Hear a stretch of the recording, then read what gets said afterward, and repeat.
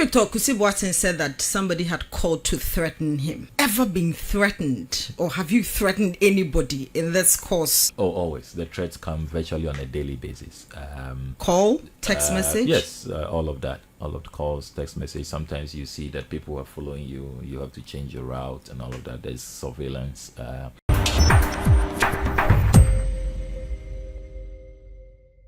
Awusia ha Ghana Zone TV ni nyina enim se National Cathedral ho nsem ba bebre na nipa ogete no ho so kese pa fa eho sikasem enkoyi eye wona bo Okudzetu ablakwa obekasa a wo kire se threatening ne no ma bi kono so a no de wo hu bia ne kampo omo de tracking device ehyaase okofi no hu se tracking device ehyaase na warefe wona bo kan Japan a wo kire se Ghana kese sika bi ekogu ba bi a edwene ho ayente ase na manfo are reacting in nsem na o kan na bi mu kire se asem na o kan betimi aye no kure ebi mu so kire se enye no kure da na normal o TMPP no do so nti na o keka sa ansem no na nyina nim se prophet Kusibwatin ebeka so no so threat ekono so pa eye after o shenkom na nsen a se eye Dr. Muhammad Bawumia 7th to 9th na yaboni din se ono na ebedi Ghana so year 7th December 2024 year eno na after oba beka se threat bi ekono so ti nipa o interview onabo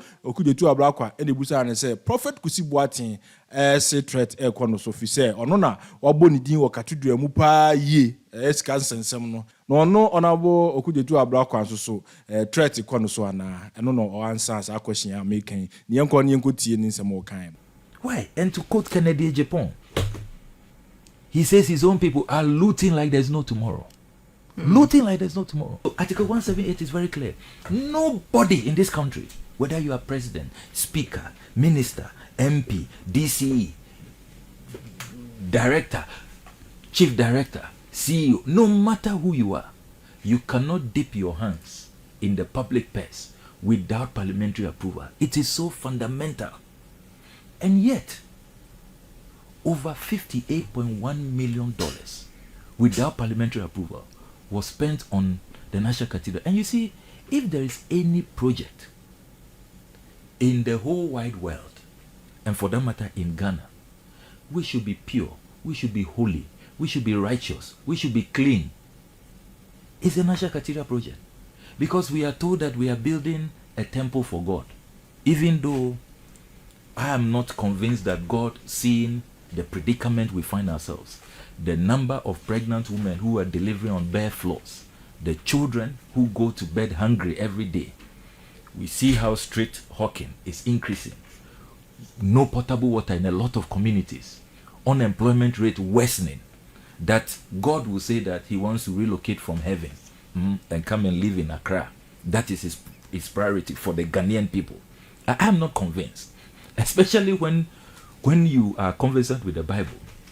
First of all, in the Old Testament era, God did not allow just anybody to put up temples for him. David was stopped, as you recall, in the Bible. Yeah, Val told me that. Yes. Yeah. Then when you come to New Testament, God said, look, all of this, your outward holiness and all of that, that I prefer to reside in you.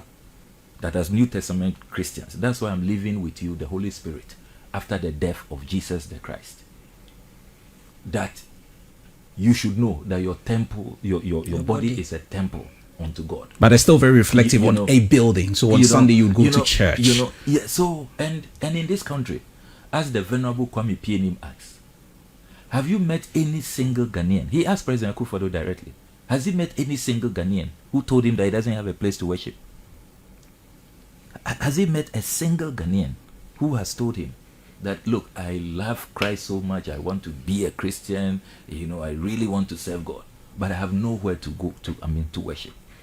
So now we live in a country where it is the churches who are building for us prisons, building hospitals. Some churches are even now doing roads. Schools. And then the government, collecting our taxes, is using it for these dubious... You see, if even you have been candid with us, you will have been sincere, you will have shown some reverence to God and respect to the Ghanaian people, and tell us the truth. Look, why... Are you in any way suggesting that if they had gone about it in the right way, you would have been okay with it? Then we'll have had a debate in Parliament. We'll all look at our priorities. And then, if we must even do it, I heard the Archbishop Nicholas Duncan Williams, who, by the way, has resigned from that scandalous board. He said that, look, if he is giving $50 million, Ghanaians will be amazed at what he will build for us. And you see, these men of God, you have to give them credit. Look at what they have built on their own. Have you been to Action Chapel lately? Yes, I have. Have you been to Bishop Dagwood Mills's I've been to all of them. magnificent place on the mountains, you know, around the Anakazo building at Mount Point area. Yes, I mean, incredible. And the $58 million we've sunk in a pit. They themselves, if you read Bishop Dagwood Mill's resignation letter, he said, look, he has built magnificent edifices. That kind of money, he can do so much with it. And Bishop Dag's resignation letter, he said that when they had their first board meeting, they were told that they cannot have a say on the location. They cannot have a say on the architect. And they were all amazed. I mean, how can you appoint board of trustees, this eminent clergy? And you see, this is the biggest scam ever carried out in the world. Because President Akufo-Addo knows that this is a very religious nation. Very, very religious. Once you mention the name of God, and once you ask our revered religious leaders to front this effort, at least to appear to be fronted, all of us will back off. Nobody will look inside the matter. We'll ask for scrutiny. So you see how clever they were. And yet, apparently, as Bishop Dag revealed in his resignation letter, there was another board sitting somewhere. And they were taking the decisions. I mean, how on earth does the president, who is a former attorney general, who knows our laws, you know what the Public Procurement Act is? How can you, on your own, with such a whimsical and capricious approach, decide that you are choosing your architect without recourse to the procurement processes of our country? Remember that I filed an RTI request asking the Public Procurement Authority if they know about this Nat'l.Cathedral project. They said, hey, please, this institution doesn't know about it. Yes, the law requires us to be the only organization to grant procurement approval. They must come to us. All public funds, if you are going to use public funds on a project, you must go through a tender process. The procurement law requires that you come before us. But please, we know nothing about this. That is the response I got. Can you believe that? And then you see the location. This $58.1 million that we keep talking about, I have been reminding the Ghanaian people that please, don't you ever for a second think that the financial loss we are talking about is only $58.1 million. By the time we add all the other matters, for example, compensation, are you aware that because of the president's unilateral reckless decision that this Nat'l.Cathedral project must be sited at that enclave, the enclave between Conference Center, Parliament, and the State House, so many prime structures were demolished? Yes, I do. Including the building for the Malian embassy. Let me give you the list. You are right. The Malian ambassador's residence was demolished. He is waiting for compensation. We have only recently found land for him at airport. And you know the cost of land at airport residential. Bungalows belonging to judges were demolished. The judges had to then be relocated to rented accommodation at cantonments. You know how much we spent on that? Millions of Ghana cedis. We have only recently finished building replacement bungalows. You know the cost of that? The $58.1 million doesn't cover this. Then the Judicial Training Institute, which was our foremost judicial capacity building structure for the Commonwealth of Nations, very, very renowned. I mean, the likes of Sir Dennis, eminent jurists, they were the people running that institute, demolished. Elsewhere, such a building will never be touched. It will be classified Monumental. as a reserve structure. Are you aware that the Scholarship Secretariat was also demolished? Yes. In many other countries, Scholarship Secretariat, the kind of people, presidents, UN Secretary General, others who have gone through scholarship secretariat, it's not a structure that will have been demolished. Honorable, all of this and many more. And many more. All of this and many more. Which is very much now in the public domain. Yes. The question a lot of Ghanaians would want to know or would want to ask you at this point. We have spent 339 million, we're told, including all the others that may add up. Yeah. In the next 5 months, there is a chance that we could have a change in government. There is a chance. Yeah. All of these monies have been spent and monies are still being spent. Are you going to continue with this? Hell no. I will be one of those. And there's an answer from your party or from yourself. At this point, I think it's really from the party. Even though I'm yet to see the manifesto, which will be launched in the next few days, and to get a formal sense of what will be done. But I have listened to our flag bearer carefully, and if you listen to him, he has said that he does not think that project glorifies God, and he doesn't think that it is a priority. So listening to him carefully, I will really be surprised if there are people within the party who would want to convince him to do otherwise. The hole has been dug. We have spent a lot of money there. You would leave it the way it is there, like that. You know what I think that we should do first of all? Tell me. Go after people who have caused financial loss to our state. Retrieve the monies in the wrong pockets. That's the first thing we should do. Because look, we can make so much money from retrievals. Are you aware that a gentleman called Carrie Summers is keeping... The one you chased to the States? Yes. He's keeping our $6 million. You know what $6 million can do in Ghana today?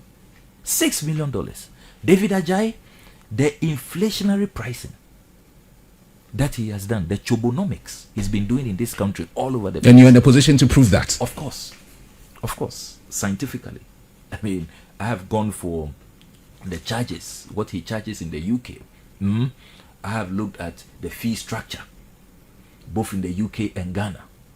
He has absolutely no business taking more than $30 million for this project. He made his representation. We decided to pay him that much. What is his fault?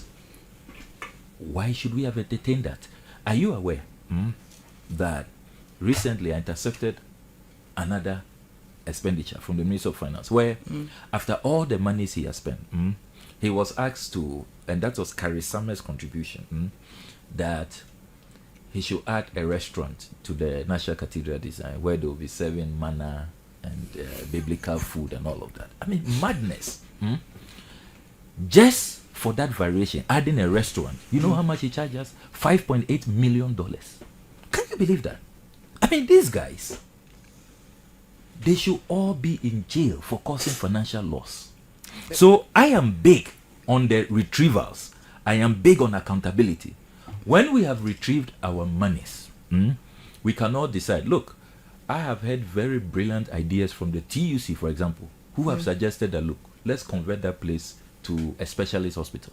Do you know in Ghana, we don't have a specialist pediatric hospital for our children? Any day, I believe that will glorify God. Me, I was SU vice president. Some people talk as if an atheist or pagan. You know, you've been called an antichrist the last time I checked. Someone was in our studio who called you an antichrist. Yeah. People call me all kinds of names, you know. But here we are, where they themselves cannot defend the blatant stealing. Those who say they are holy, they are great Christians. How can they defend the $6 million which they have given to Carrie Summers?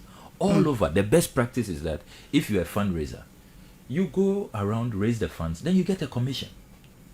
Ghana, I have read deeply into Carrie Summers. I followed him all the way. He has never been paid upfront. When he raises the funds, no wonder he's not been able to raise anything. We are rich. We decided to pay him upfront. We are rich, and yet we are begging the IMF for $3 billion. Val, we've got some questions for the Honourable. Yes, I have the public debt report here, the annual public debt report, and you weep for us as a country if you see some of the sums that we go around begging the world for. You weep. Sometimes as low as $12 million, construction of district hospitals, as low as $19.2 million, as low as $2 million. West Africa food system resilience. Even to feed ourselves, we go and borrow. This is the annual debt report. And we can afford to give these colossal sums of money to all kinds of dubious characters. So I am big on the retrievals, on accountability first, before we even discuss what we want to do to that hole. But Honorable, you know you can get accountability. You're the chair of the assurance committee. The finance minister was on the floor of parliament giving assurance when this Nat'l.Cathedral was going to be completed, how much that has been sunk in and all that. Although you're in court with Reverend Victor Kusibuati or Kwabne Dujemfi, can't you hold them before your committee, assurance committee, to get accountability answers on this? We can, and indeed, if you look at the lineup we have done, they are part of it. The only challenge we have now is that these changes to the committees and the new standing orders happened only recently, and so very late in the term of this parliament. I really wish we had time as to really exact the kind of accountability that we deserve as a country. But we have hit the ground running. We have already, in our first week in office, we've already summoned the lands minister, we summoned the health minister, and we are at it. The next group of people will include the energy minister, NIA, VRA, finance minister, roads minister. So we have a busy lineup, except that because of the limited time, campaigns are about to really, get to the peak. I don't know how, because you see, it's such a hydra-headed scandal. Look, apart from those who are keeping our monies wrongly, there are also others who are in court, demanding compensation. You have all the other hidden matters, all these, the double identity matters, paying monies to themselves, the lack of due process. And I don't think that just a day's hearing, because these ministers appear before us for a day, I don't think it will be adequate. I would want to see a full-scale commission of inquiry, under the constitution, a full-scale commission of inquiry that will have months of sittings, because that is what I really wanted Parliament to do. I filed a motion for that. Exactly. But clearly our colleagues, since I filed that motion, have been stonewalling. They don't want us to have the parliamentary probe. Why? But I mean, of course, they have a lot to hide, as you can see. But I'm hoping that when we take over, the NDC, we'll be able to set up this commission of inquiry and then hold all of these people. Look, what has gone on? I do not think that in our history there has been any project which has been so scandalous. It's putrefying. The levels of wastage, the levels of recklessness. Look, it will run into billions of dollars, not cedis, and people must be made to pay for the grand financial loss they have caused us. They must not get away. Reverend Victor Kusibuati said that somebody had called to threaten him. Have you ever been threatened, or have you threatened anybody in this course that you've taken upon yourself? Oh, always. The threats come virtually on a daily basis. Call, text message? Yes, all of that. All of the calls, text message. Sometimes you see that people are following you. You have to change your route and all of that. There's surveillance. There's massive surveillance on me. I know that for a fact. Sometimes even people call me from within the government to be careful, watch your security. It will just come out of meetings, and people are really angry. People want to come after you. Have you reported to the police? There are times that, look, recently I found a tracking device under my vehicle. Where? In your office, Parliament? It was found at home. So clearly it may have been done. I don't know if they scaled the walls at home or they did it when it was parked in Parliament. But it's clear that the government has grown very, very jittery. They want to first of all find out who my sources are for all the documents I intercept. It's clear that they would want to see if it is possible to harm me. I have no doubt at all, because we are dealing with a very vicious regime, very, very vicious. They will stop at nothing. If you listen to that Atuforcing tape, and you see what the Attorney General was trying to get Japa to do, how to nail, the minority leader and have him jailed. I mean, they have no conscience. They don't care if they'll put you in jail over trumped up charges. So these are people who are very, very wicked. So I live under no illusion at all that they are seeking to come after me. And as for the mudslinging, they hire all kinds of characters who go on air to throw all kinds of blatant fabrications. I mean, the recent one was some character claiming that I own houses and mansions all over the world. Yes, and you owe companies you don't pay. Yeah, I mean, taxes. Clear hogwash, total balderdash, no basis at all. I mean, if they had the shred, an iota of evidence, they will have taken me on. They will be prosecuting me, long ago. Some of them even put out there that I once collected double salary. Lies, blatant lies. I mean, things that I have never, participated in. But there's always a price to pay for these things. And what matters is that at the end of the day, I am glad at the results that we are achieving. All right, Ghana Zone TV na mohwe. Message all the comment beba comment section like ne subscribe to the channel no so the beya bibia ba obetibi. Ghana Zone TV. Do we ase se mohwe yakram.